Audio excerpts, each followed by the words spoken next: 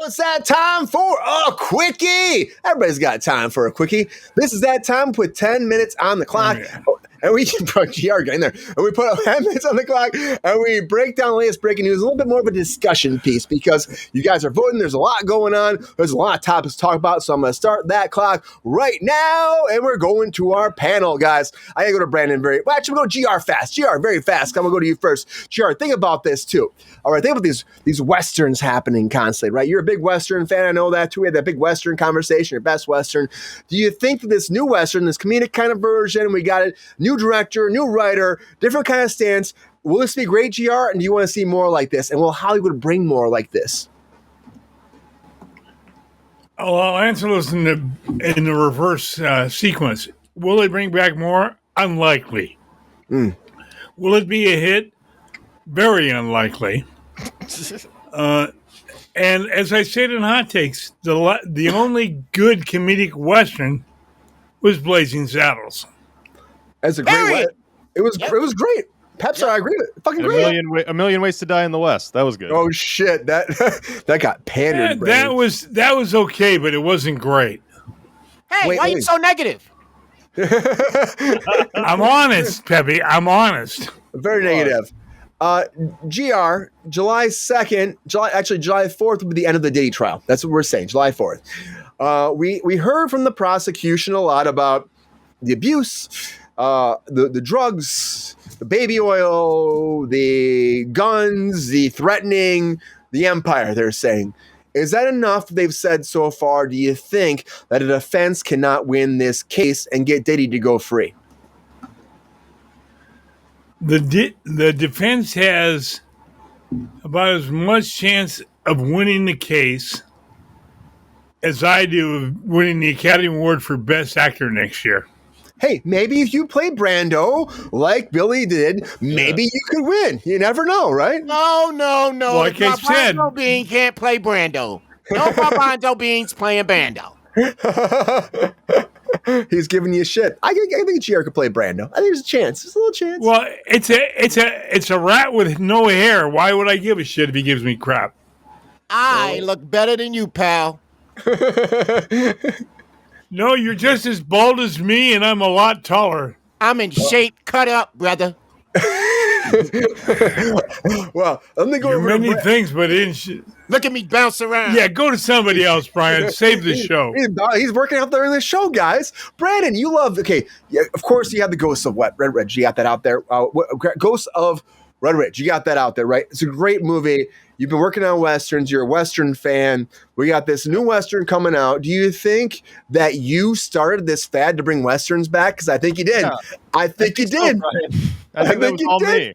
Yeah, I think so. Wait, so it's a comedy? It's a comedy movie? There's some comedy in there, apparently, yeah. I thought it sounded interesting, kind of like a cat and mouse type Old West thing. Probably, it sounds like it has a way bigger budget than mine did, because there's actual stars in it. It reminds me of like the actors that are in my movie, but you know. Do you remember the one? Do you remember the one? There was a Western about. Well, I guess it was kind of in that time area where there were like two guys like chained together, and then they had to, like, one was a criminal, one was, and they had to like get out, and they were enemies. 310 to Yuma. It's like 310 to Yuma, but it was something else. I like those types of movies that are like kind of one simple thing, but like keep it interesting and. And it sounds like it's kind of different because it's not in a like Western town. It's kind of taking place in the middle of nowhere, which I like. Survival mode / chase type thing. I think that could be cool. And I love that you said you're a Power Rangers fan.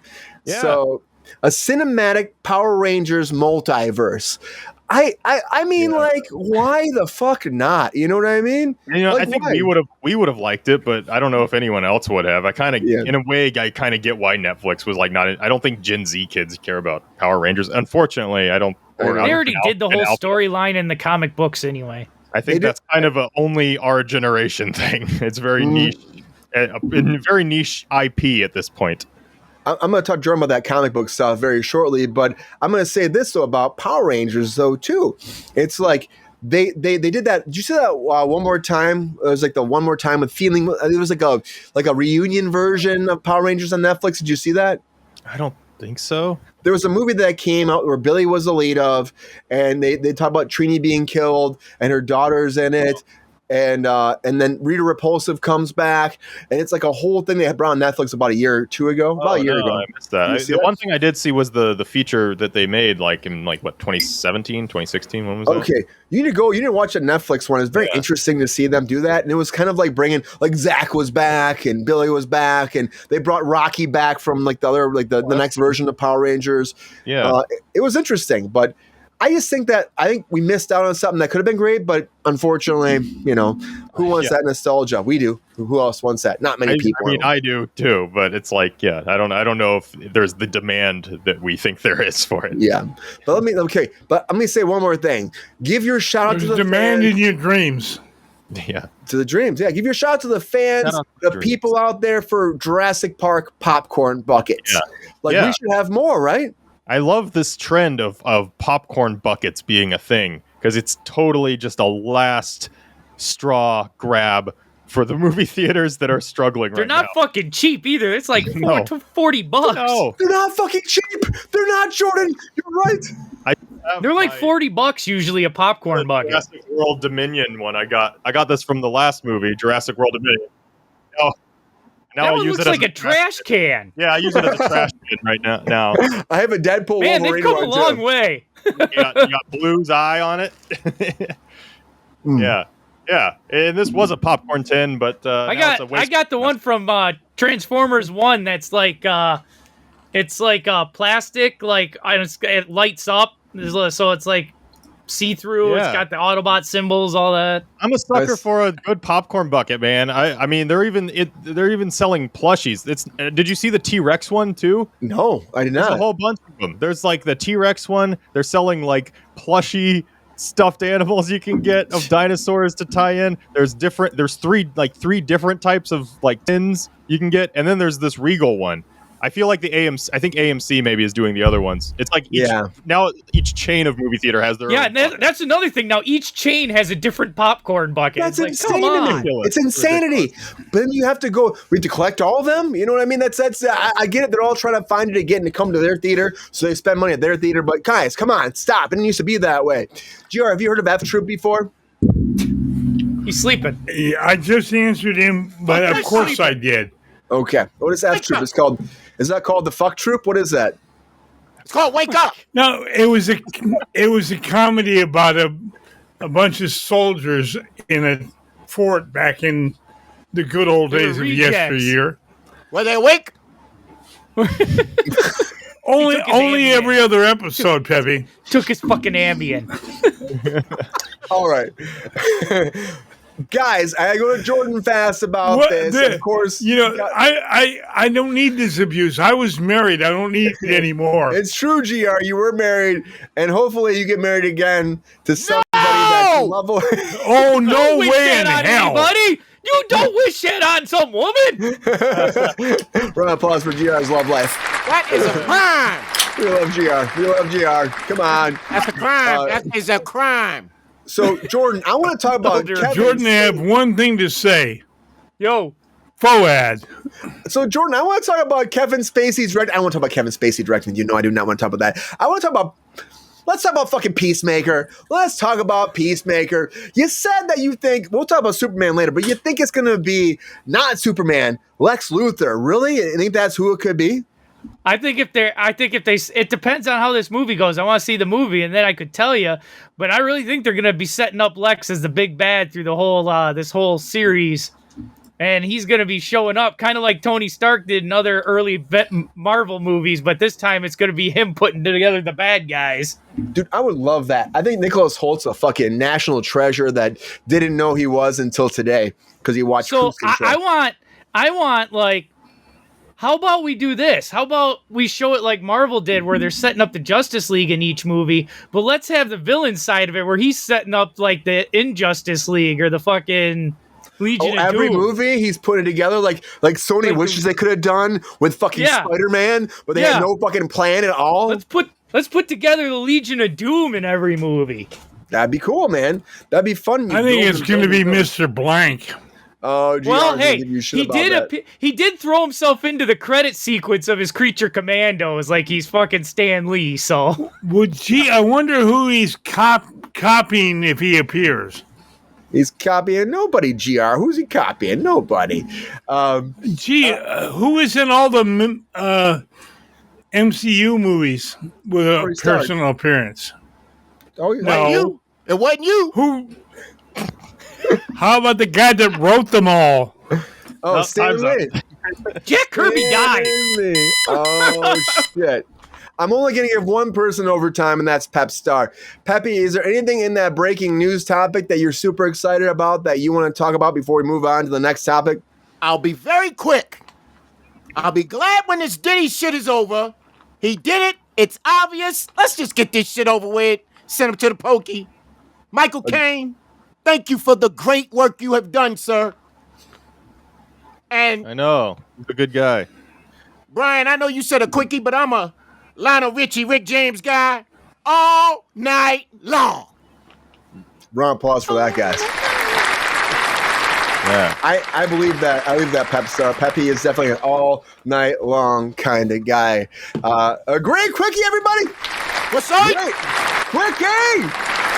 Oh, The Michael guys. Caine movie sounds good. I just wanted to say that. The Michael Caine movie sounds good. He's escaping from an old folks' home. That's hilarious. That's one thing I forgot to talk about too much. GR, that's probably something great for you too, right? So what? Escaping from an old folks home? Yeah, Mike. No, I mean the remembrance, the idea of Hey, that's your joke, not mine. Adam Henry Jordan. By the way, the guy that made the appearances for you morons, Stan Lee. Hey, We all knew that, Grandpa. We were fucking with you. and don't be calling us morons. you morons. Really? You were fucking with me? I'm shocked and appalled. But Hey, don't be calling us morons, you moron. GR, the whole D-Day thing though, like getting together, like being somebody that was there, like you were in Vietnam, right? You're in Vietnam, being someone that went through something, and it's like, and then you get to that point in life where maybe you start, you're not even close to being there, but so it's hard for you to think about this. But when you get to that point and you know that your days are numbered, and like you're reminiscing about that. Isn't that a touching fucking story? Like that you're able to get together with your old friends from that time, that you suffered through all of that, and now you're going to experience that moment before the end of your lives. I think that's a very touching idea, right? I think it's a great idea. I mean, that is without a doubt the greatest generation that ever lived. And a guy that was in a home because, he's too old. We'll put him in a home. It happens, unfortunately. Who escaped to be, it is, Brian, I'm sorry, but That's to true. escape that, to go see your friends one last time, that is the most classic and wonderful storyline. And I'm glad he agreed to do it because it's beautiful. Especially at the end of his career like this. I can't go to mine. I mean, I know that. And I don't know about your dad, but those of us that were there, I can't go to see the Vietnam Memorial. I just can't. Yeah. Can't I do it believe in that. person to go see that. It's like anybody that experiences something that traumatic, and also that, that it's so hard on your whole psyche, your whole world to go back in time like that. Like you were saying, you compartmentalize all that. It's like it's hard to go back and try to live that again when it's like there is probably some good experiences that happen during that. There probably is, but overall, There are. Overall, though, it's not a time in your life probably that you want to, incentivize, relive, and be in again. Greatest Just revisiting that is. I'm sorry. Go ahead. Go ahead, Brandon. I was just gonna say, greatest generation. Have you not met Generation Alpha? Skibbity toilet. Oh shit! Skibbity toilet. That's really great, Brandon. I live for that. That's who we were fighting for. Gen Alpha. Yeah. Mm. Fucking. Yeah, it was a really shitty job, but somebody had to do it. Great quick takes, everybody. I'm glad it was you. You're a brave man. That was a great quickie. Just crazy. GR. We love GR here at Cruise Control. So is the chat too. Yo, player, if you enjoyed this video, please like and subscribe and hit the bell to be notified when we are live. And if you are able to join our Patreon, please join. Because the Pepestar needs more snickety snacks. Because I'm hungry. Holla back. Love y'all.